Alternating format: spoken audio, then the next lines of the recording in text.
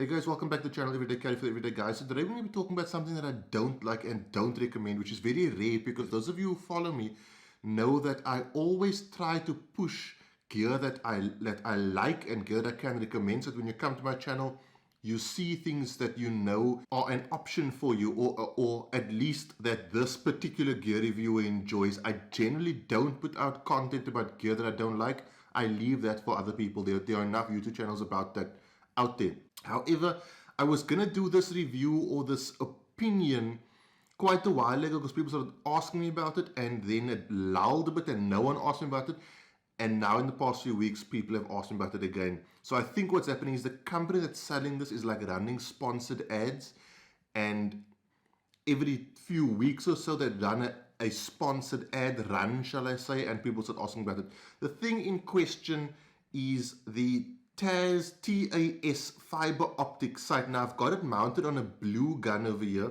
I bought this a good few years ago and carried it on my EDC pistol for about 3 weeks. And I took it back to the gun shop and I said, can you please remove it? I'll just go with the standard iron sights. Now this is a blue gun, totally safe, 100%, no worries.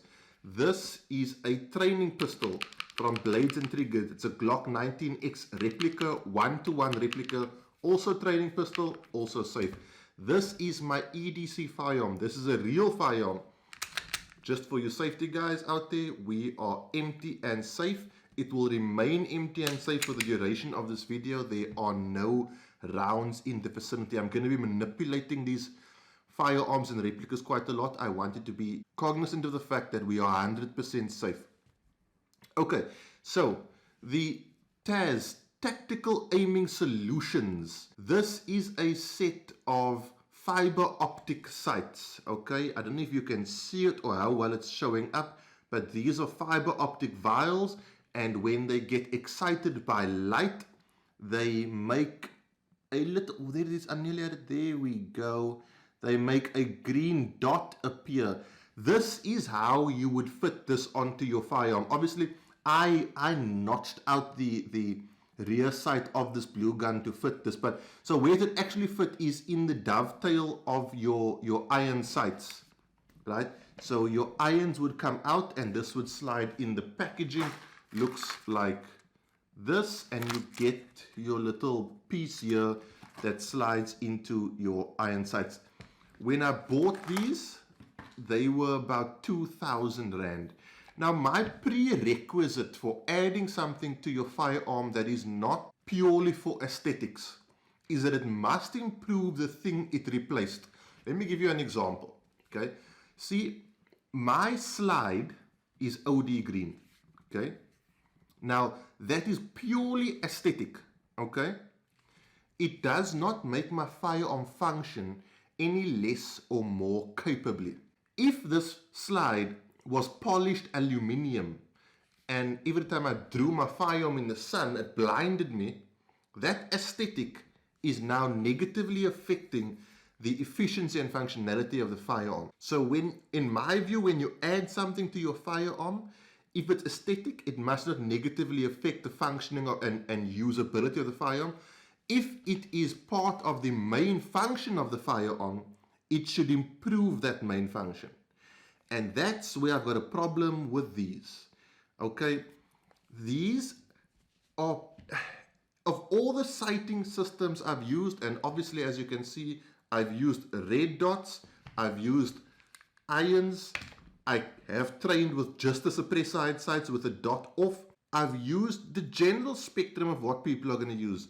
This is the worst I've ever come across. And to properly explain this, I have to first start you off with the base cost. So you're looking at 2,000 bucks.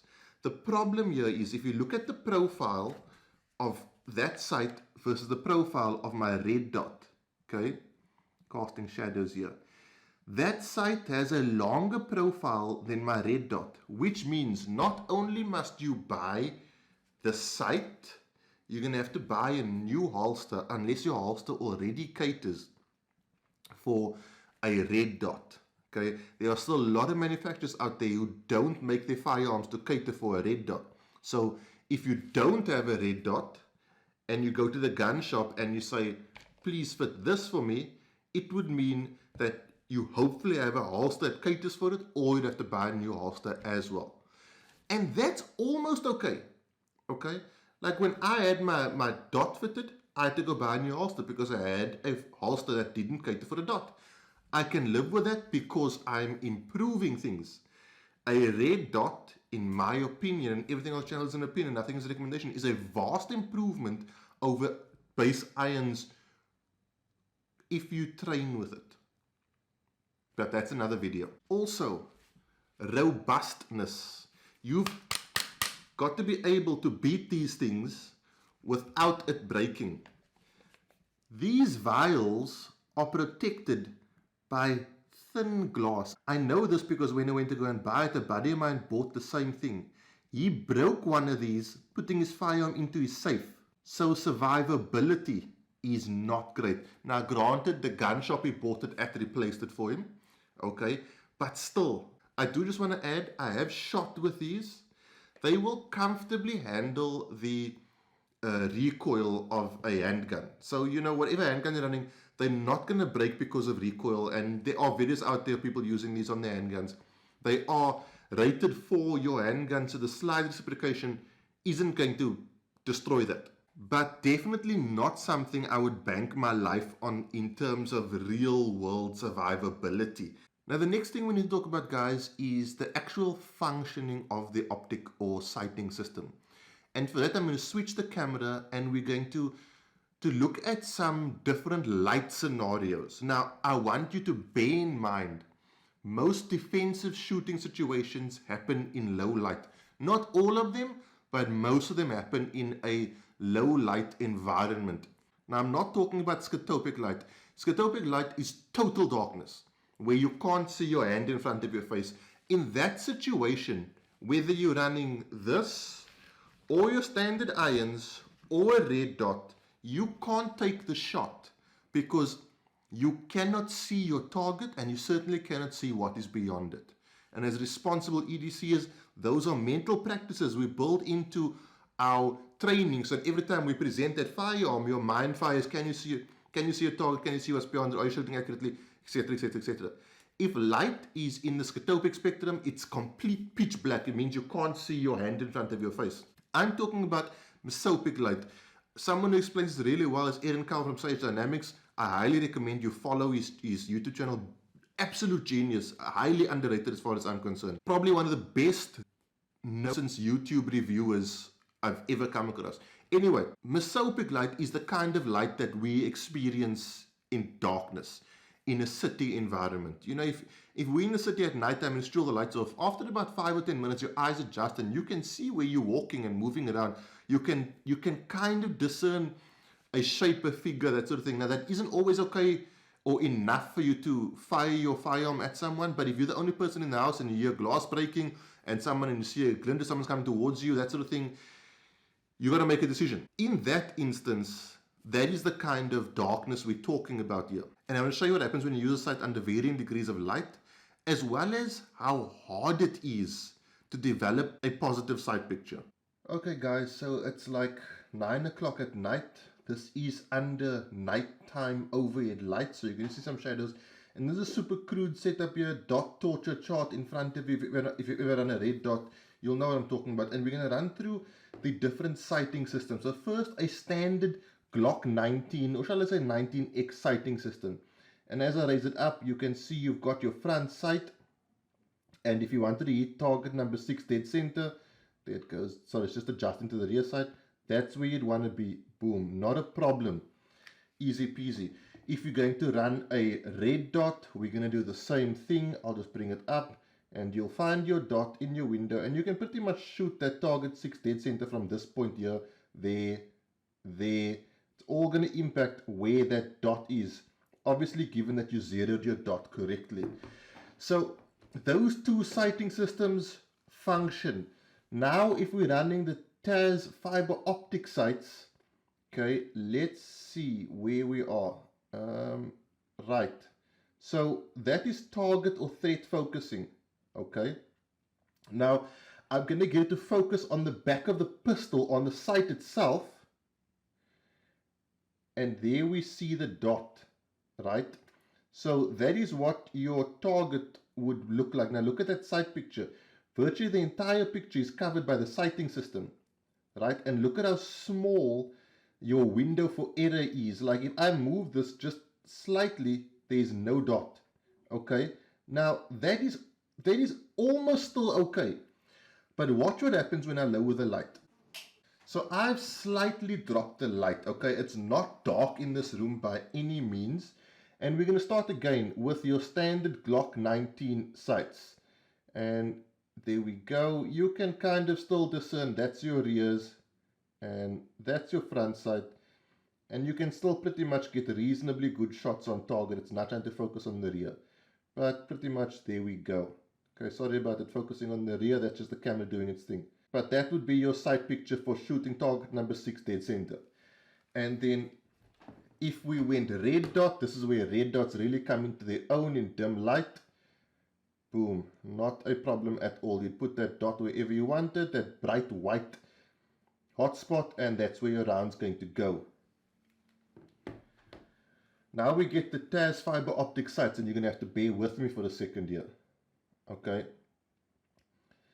I cannot find with any great, well, there we go, there we had it a second ago. There we go. That is the camera. So I'm going to keep the camera focused on the rear of the pistol.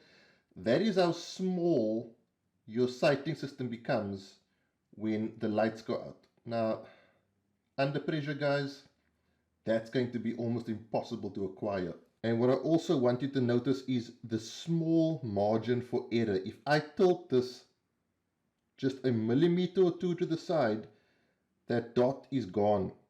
Okay? Now people say it's like a red dot. Let me show you the difference here. With a red dot, look at all that movement. Wherever that dot is in my window is where my round's going to go. So even if I'm off, if I put my dot there, it's going to hit that 6 where that dot is. You've got such a large margin for error here. Okay, you don't have to present perfectly, although it's a good idea to present perfectly. You can get away with it. If you're running irons, you can see where the front sight is to make your necessary adjustment to get it lined up with your rear sight. When we bring the TAS fiber optic sights, it completely destroys the front sight picture. So you've got to get it perfect or pretty much not at all. Now I've lowered the light a bit more, and me looking through the camera's view cam, I can just about see the circles. So as we've done before, I'm going to run the Glock 19X, and it's really dark. So through the viewfinder, I can't see where my sights are, right? Running the red dot is not going to be a problem. Boom, red dot's on the sight, and you can see you can move that dot around a bit. Red dot, you're not going to struggle at night. The TAS fiber optic sights, it's just a complete waste of time. I have no clue where that is. Okay guys, and one other thing I wanted to show you, we are now under ideal light conditions, right? I've got overhead light, it's bright in this room. This is our TAS fiber optic system. If I just bring my hand above the fiber optic window, sorry, I touched the mic there, let's move it a bit forward. If I bring my hand above the fiber optic window, look at how that light dims. This is literally just me putting my hand over the window on top of the firearm. This thing is so affected by light, it's just completely unreasonable. Look at that dimming. Look at that, and look at that. Look at that, and look at that. Just by bringing my hand over the top of your sighting system. So guys, as you saw, with this system, and now I'm pointing a blue gun at myself, but I still feel kind of weird about it. With this system, right, even when you develop a proper sight picture, it's still a poor sight picture. You might as well just stick with this, right, and develop your fundamentals from this, because I believe this works better than this, and this works better than all of the above. And my problem is, if you are using this, so just before we go further, if you're using this as a training tool, right, to develop your perfect sight picture, then this becomes useful. Because in order to pick up that dot, you've got to present this firearm perfectly every single time, and I mean perfectly. Okay? It is easier to lose this dot than it is to lose this dot, and it's easier to lose it by far. This, I don't even have to be 100% perfect. I can be off a bit to the right, off a bit to the left, and I can still see my dot, which allows me to correct. That brings me to my next point. Because this effectively blocks out your front sight, you don't know if you're up, left, up, right, down. You don't know how to correct. When you're running irons, right? I'm just going to focus this on the front sight. So the rear sight's going to be lower than the front sight. So just let's assume it's all lined up. If your presentation is off top, what is it, top right? It's hard because the camera is flipped. You can visually see you are off, and you can make that adjustment. Okay, so let's just do it like this for the sake of interest. Let's say you are a bit up and to the right. You see how you can see that? So you can make your adjustment. If you're up and to the left, you can make your adjustment. If you're a bit low, you can make your adjustment just by bringing your sight, just by raising. If you can't see that dot at all, you know you're low. Just raise your sights and the dot will come into picture, whether you are, up left, up right, or low left, low right. Okay, let me just do this for you guys. We are safe here, and this is a solid 10-foot wall behind me. If I am, where are we? So let's get this focused. With my dot, if I present a bit off, do you see how I've got my irons as well as the dot in the window to be able to correct? And there's a lot of correction there. Okay. With this guy, goodness gracious, where are we? I'm going to have to guess my way through this now. Hold on. Okay. Let's get it. There we go. There is so little visual reference for if your presentation is off that you have to be perfectly on target every single time you draw this. And I know that is supposed to be how it's supposed to be, but I think if you took the front sight away from a lot of top quality shooters, they would begin to suffer. And that's what this effectively does. It takes the front sight away. So you've got to push that thing out. And to be fair, because I've used this as a training tool to supplement this, I kind of almost get it every time. But I would still never ever run this, because if you imagine you are in a defensive situation and you're getting out of your car and there's a shooting, okay, and you move from bright light, perfect light, and you see, wow, my fiber optic dot is right there, it's brilliant, okay, and you run into the shade of a building and all of a sudden you go to represent and you're expecting that same vibrant dot, and now you're in shade. I mean, you guys saw, I just swung my hand over the top of the dot, over the top of the optic, and it dimmed that dot. So I know I very rarely talk badly about things, but guys, from this particular reviewer's opinion, everything on the channel is an opinion, nothing is a recommendation. I would not recommend going for these sites. I saw a picture, it so perfectly summed these sites up, and it said something to the effect of, it has all the disadvantages and none of the advantages of a sighting system. Doesn't perform well in low light, doesn't assist with presentation adjustment, and that's something that not a lot of people talk about. When you're presenting a firearm, right, and you can see all three of your dots, because it's in your visual spectrum, you can adjust. Okay, if you're running irons, you can adjust that front sight to line up perfectly with the posts. When you're running a red dot, you can adjust. You can say, oh, I'm a bit off to the top right. You can bring it to the center, especially if you're running backup iron sights like mine, where I can switch the dot off and I can use my irons, and it's like using my irons on a pistol without a red dot, because they are heightened sufficiently to where that white dot over there fully perfectly fits in this notch. You see how my rear sights are above the back end of my red dot, okay? So I look over the back end of that red dot and I see my irons, okay? With this, I mean, I don't understand. You might as well run suppressed side sights with this. You know what? If you want a new fancy looking pair of sights, just get yourself some suppressed side sights. This is probably the least useful gun accessory I've ever bought. And those of you who follow me know I have so much things. I have heard people say that this is like a red dot, having run both.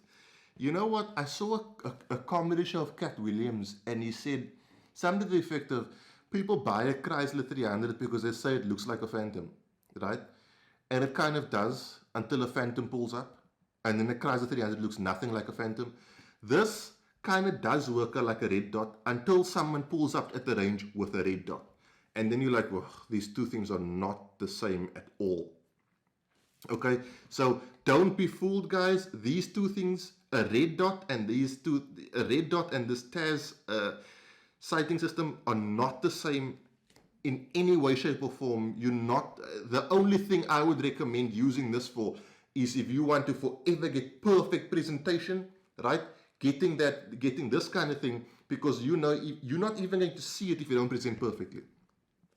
Then it might be useful, but it's a very expensive training tool. I would then just say forget it and just train with your irons. Get perfect presentation on your irons every single time, and you're going to be good to go. And another problem for me is this is being sold to new shooters. When you're a new shooter, guys have all been there. You just got your firearm and you're on Pinterest and you're looking at everyone's cool gear, and you can't afford a dot and to have your slide mill. So you go to the gun store and then selling this fiber optic sights, and fiber optic sounds really cool, right? It makes your internet faster. So you think this is going to make me faster as well. And you think you want to get it. I know, because I was that guy, right? I'm talking from experience here. And it took a bit of humility and a bit of James Smart saying, "Are you a freaking idiot?" I think that happened in the opposite order, though, for me to realize, this is maybe not a great option here. And so I'm trying to save you that, because I can't take a perfectly functioning, terrible sighting system back to the gun store and say, "Can I please have my $2,000 back?" $2,000 is a lot of ammunition. $2,000 is the milling for a red dot. $2,000 is two or three training courses. There's a lot you can do with 2,000 Rand.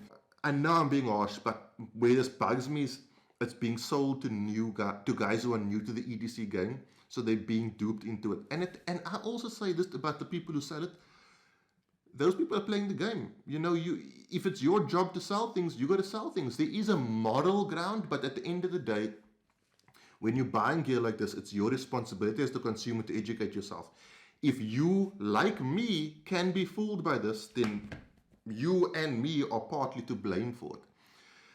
Another point that concerns me is if I go on YouTube, I only see people who give positive reviews of these things, and I don't find many reviews of it.